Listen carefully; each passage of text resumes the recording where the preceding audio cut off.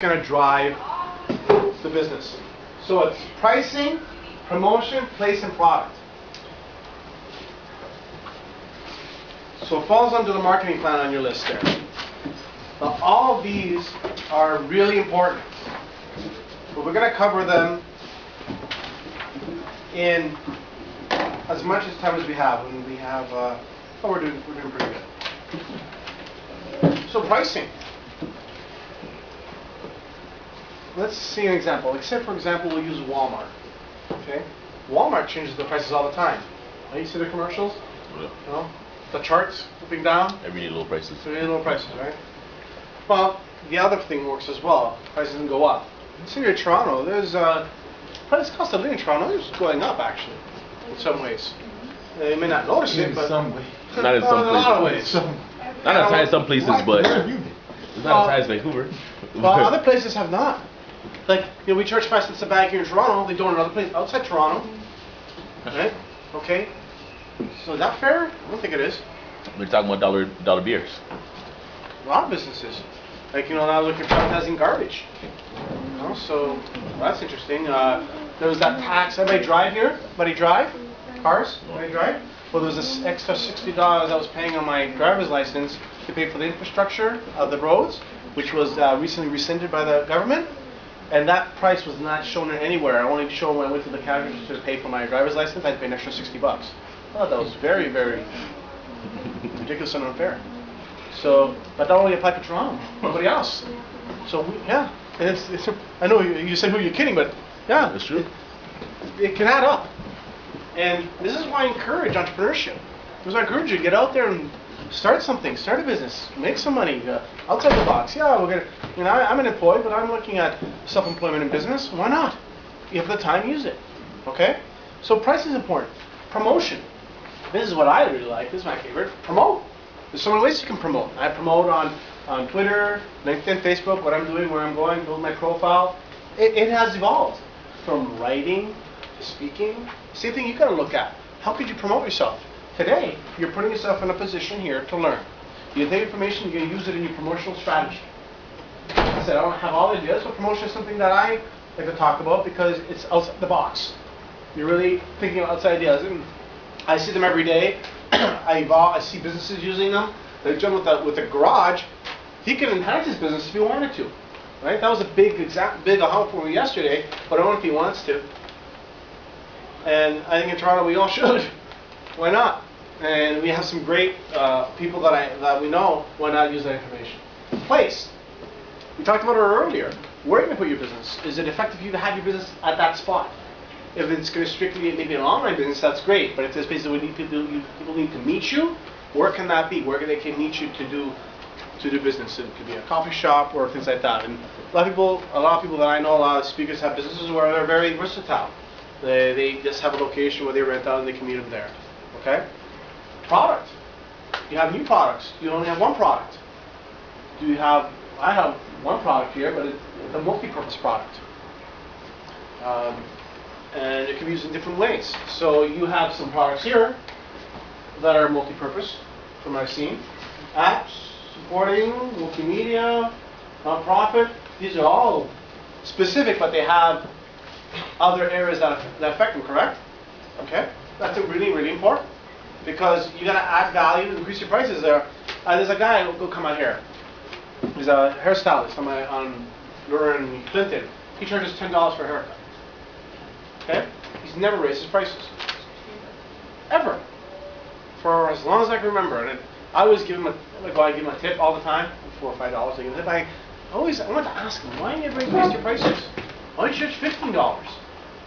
He just didn't think of it, doesn't want to, doesn't need any of his customers, who knows? So has he lost any significant revenue over the years? Opportunity? Perhaps he has. That's okay. But that's a broad example, but I think there's businesses that are evolving that don't do that. They won't charge more. They can. People buy the product. Coffee goes up in price. Right? Who's that article in the paper? Well, Tim Hortons and some other places, coffee prices will be going up. Does that mean people are going to stay away from coffee? No. drink a lot of coffee. It didn't work with cigarettes. Huh? I said it didn't work with cigarettes, so why would they do it? Cigarettes, it works actually. It worked with cigarettes. They covered the cigarettes up, and it became out of sight, out of mind. And the raise, well, yeah, but the initial thing was to almost double the price of them. The double prices. That didn't work. That didn't work, but covering them up did. I asked, I went around and asked convenience stores in my neighborhood about that. He said, yes, sales have decreased because they covered them up. It wasn't the prices, they didn't see them. No, I agree. So, you have a great point. They tried to do it that way, it didn't work because you still paid for it. But they covered them up and they didn't see it. So I think it's a great success story. I think smoking is, I'm not a big fan of smoking, but I'll leave it at that. But we're just using it as an example in this, and I appreciate your comment. Okay? But the thing is, all of these are important in every business. Okay? Doesn't matter what it is. So you're going to have a price point you're going to start off with, like for my business card order for the Pro on the Go, $24.95. That was my talk. And I was like, all right, we'll start there and we'll go up. What is it? A business card, I'll tell you at the end. It's called business card order for the Pro on the Go. Okay? And I've been working on it. I found a tool and die maker in India. Still working on making a metal one for it. And we're working on it, right? But the idea works. I gave it out to a few people. They like it. I got some testimonials. And I got my book out, so it's a good value added with my book. Just people get to use it. So there's a lot of things I can do with it. But it's going to take some time. It's okay. I'm all right with it. I feel it's $1 million idea. I really feel it's $1 million idea. And that's how I look at it. Okay, what everyone else says, it's $1 million idea. And that's what you should look at your businesses. Your businesses are going to be success. But if you tell the universe that, you know what? It will happen. It's your belief. Your belief. And I have to look at my ability to come here and share with everyone here that it will happen and have the faith and hope that it will. Why not? We're going to be talking a lot of great things over the next few weeks, and this is just one integral piece of everything. And if you kind of get this one going, if you figure it out, you'll get the rest happening for you. Okay?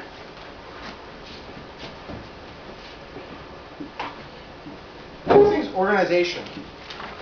It talks about legal information, sole proprietorship, partnership, corporation, permits, certificates, registrations, insurance.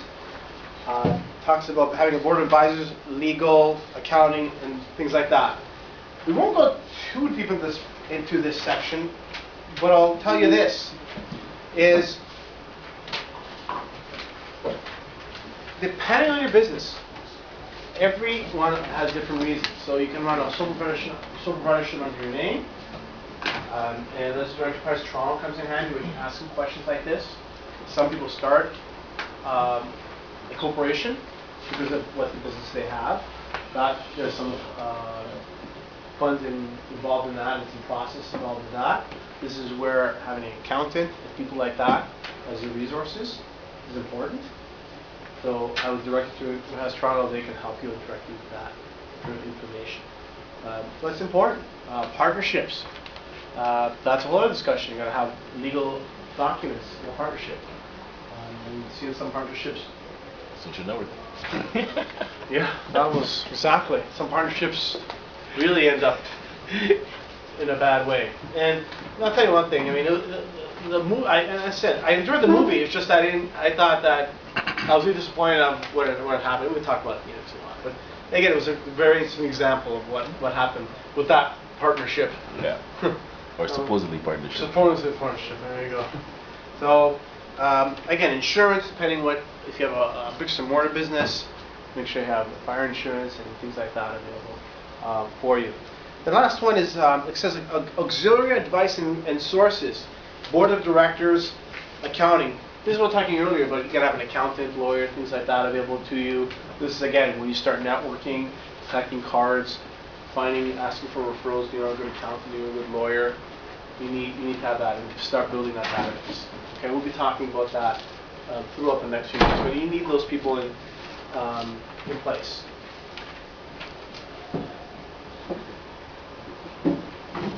Financial planning. This is where